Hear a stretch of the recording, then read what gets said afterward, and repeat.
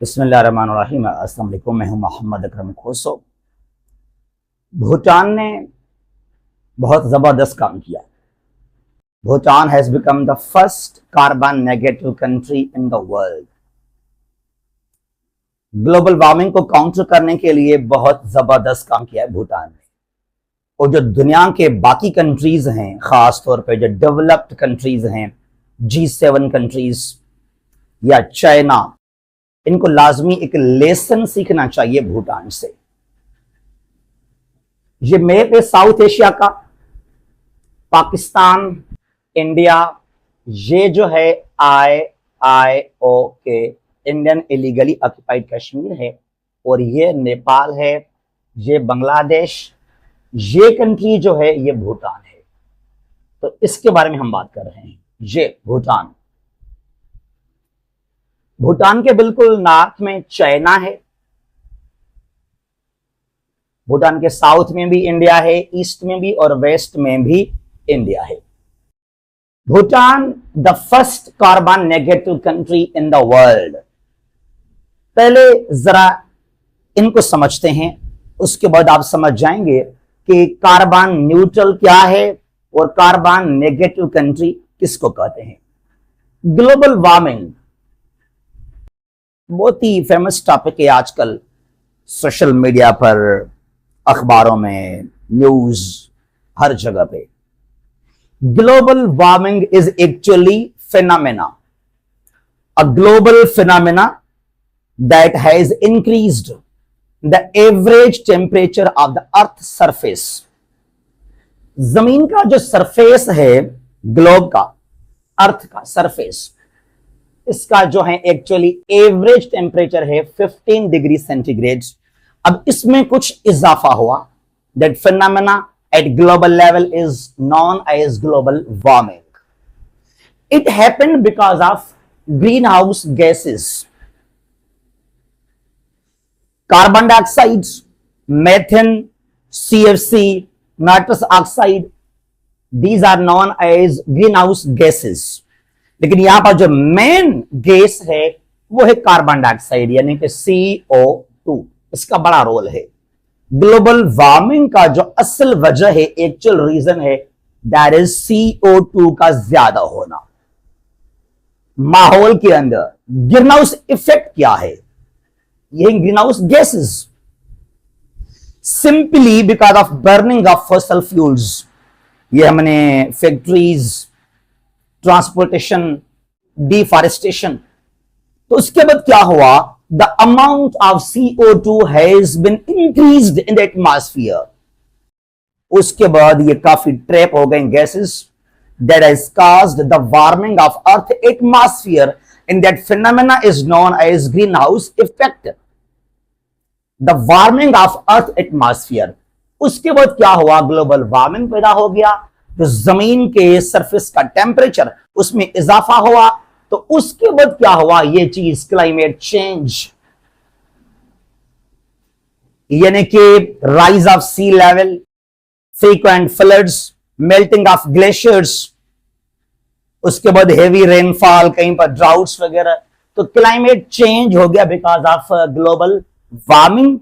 Global warming हुआ because of green house effect, green house gases. अब यहां पर एक्चुअली इम्बैलेंस हुआ। ग्रीन हाउस गैसेस जो हैं, ऑक्सीजन काफी कम है और जो CO2 काफी ज्यादा हो गया माहौल के अंदर। तो हमने क्या किया? कार्बन डाइऑक्साइड को हमने ज्यादा रिलीज किया, इमिशन काफी इंक्रीज हुआ CO2 का, एज कंपेयर टू इसको जो हम एब्सॉर्ब करें। तो आजकल रिलीज इमिशन ज्यादा है CO2 का, और जिसका एब्सॉर्ब हम करते हैं इसको, वो बहुत कम करते हैं। तो इम्बैलेंस हुआ। That is simply green house effect in global warming. अच्छा, COP15 2009 की बात है ये, कोपेनहेगन, डेनमार्क में। कोपेनहेगन में हुआ ये मीटिंग, कॉन्फ्रेंस ऑफ पार्टीज का 2009 में। COP15 कहलाता है। Conference of Parties 15 held in Copenhagen, Denmark in 2009। अब ये हुआ था 2023 में दुबई में COP कौन सा, ये आप मेंशन कीजिएगा। COP का नंबर कौन सा था यूएई में, जो नवंबर दिसंबर 2023 में हुआ था। और अब 2024 में कौन सा COP होगा और वो कहां पर होगा, इसका रिप्लाई आपको देना है। अच्छा जी, तो यहां पर 2009 में इन कोपेनहेगन भूटान ने ये प्रॉमिस किया था कि I will convert my self, मैं बन जाऊंगा कार्बन नेगेटिव कंट्री बहुत जल्द।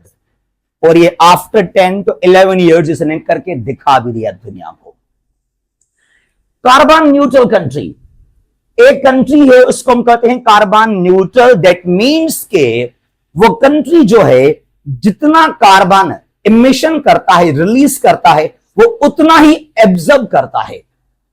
तो यहां पर बैलेंस हो गया, ठीक है, तो उसको हम कहते हैं कार्बन न्यूट्रल कंट्री। फिर यहां पर कंट्री है कार्बन नेगेटिव कहते हैं इसको। दैट मीन्स के वो जितना कार्बन को रिलीज करता है बहुत कम करता है। A country that releases carbon dioxide in quite little amount, लेकिन जो एब्सॉर्ब करता है वो बहुत ज्यादा करता है। उसके पास जो जनरेशन कैपेसिटी है ऑक्सीजन का वो बहुत ज्यादा है कार्बन के इमिशन के हवाले से। And that country is known as carbon negative country. ये बहुत अच्छी बात है माहौल को बेहतर करने के लिए। अब आते हैं भूटान की तरफ। ये कंट्री मैंने कहा भूटान है। भूटान ने यह काम कैसे करके दिखाया, सबसे बड़ी बात यह है, सबसे बड़ी बात अनबिलीवेबल वो क्या है, वो ये है कि 71%, more than 70% of land of Bhutan is covered with forest.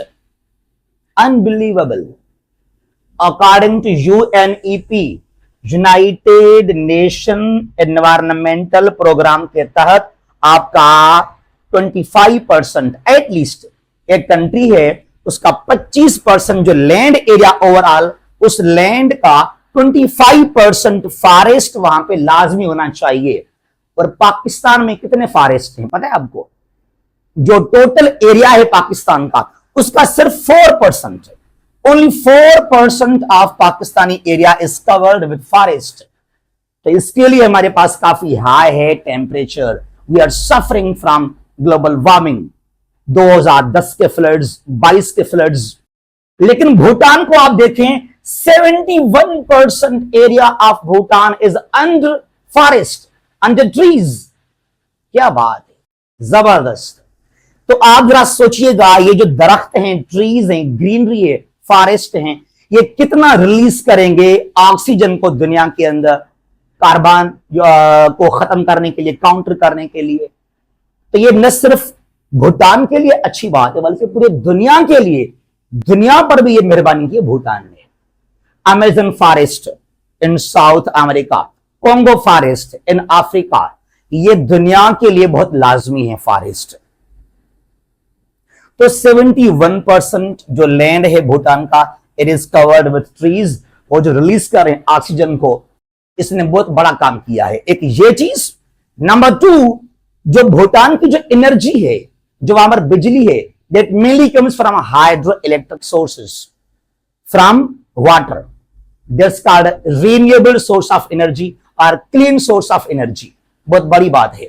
बजाय कि आप थर्मल को यूज करें, गैस, पेट्रोल, ऑयल, कोल को यूज करें आप टू प्रोड्यूस एनर्जी, जिस तरह इंडिया करता है, चाइना कर रहा है, अमेरिका कर रहा है, जो बड़े इंडस्ट्रियल कंट्रीज हैं, they are the main culprits of this phenomena of climate change.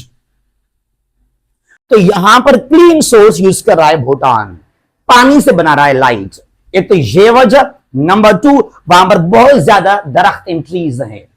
तो भूटान एक्चुअली बहुत ज्यादा एब्सॉर्ब करता है CO2 को, बहुत रिलीज करता है ऑक्सीजन को, और ये इमिशन और ये रिलीज बहुत कम करता है कार्बन डाइऑक्साइड को, CO2 को। तो इसके वजह से Bhutan has become the first carbon negative country in the world. ये मैंने कहा भूटान ने मेहरबानी की है पूरे दुनिया के ऊपर।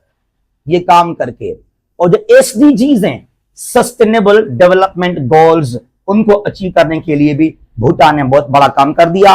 और जो दुनिया के इंडस्ट्रियल कंट्रीज हैं, खासतौर पे USA हो गया, चाइना हो गया, UK, फ्रांस, रशिया हो गया, तो इनको सीखना चाहिए जापान से एक लेसन। और पाकिस्तान को भी खासतौर पे, जहां पाकिस्तान के अंदर सिर्फ 4% जो लैंड एरिया है पाकिस्तान का, दैट्स अंडर फॉरेस्ट, पाकिस्तान को भी एक लेसन सीखना चाहिए भूटान से, वरना ये पाकिस्तान के अंदर हम सरवाइव नहीं कर पाएंगे।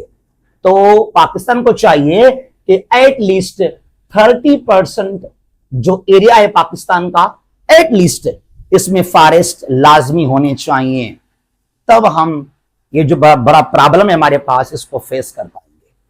बहरहाल बहुत कमाल कर दिया भूटान ने। Salutes to the government of Bhutan and Bhutani people. जहां भी खुश रहें। अल्लाह हाफिज। पाकिस्तान हमेशा जिंदाबाद।